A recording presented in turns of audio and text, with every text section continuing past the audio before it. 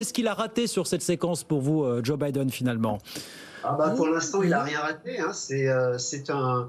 On monte ses muscles de chaque côté entre républicains et démocrates, puisque depuis novembre 2022, la Chambre des représentants a changé de majorité, que Kevin McCarthy est à la manœuvre, qu'il essaie de limiter la dette. C'est le vieux loup de mer Oui, des républicains. C'est ce qu'ils demandent depuis toujours. Ils ont juste oublié de le demander pendant que Trump était président. Ça, tout le monde s'en souvient. Mais passons, puisque c'était une période un petit peu particulière.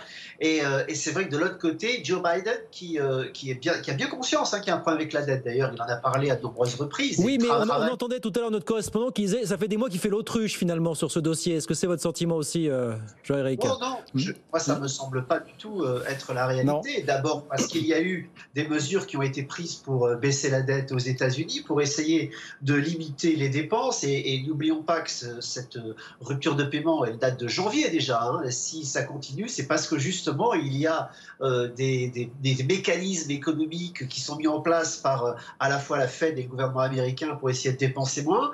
Mais maintenant, ça devient urgent. Alors Biden a fait savoir qu'il était prêt à des concessions. N'oublions pas que c'est un homme de compromis, qu'il a l'habitude de tout Oui. cela. Ça a été un sénateur pendant 32 ans. Il connaît les arcanes, bien sûr. Cette Oui. machine. Il connaît tout. Oui, bien sûr. Oui. Et il a fait savoir ce soir d'ailleurs qu'il était prêt à céder sur certains points, mais pas sur ce que demandent les républicains, c'est-à-dire un travail en échange de la couverture de santé qu'on appelle Medicaid aux États-Unis Oui. pour les plus nécessiteux. Donc ça, c'est la ligne rouge.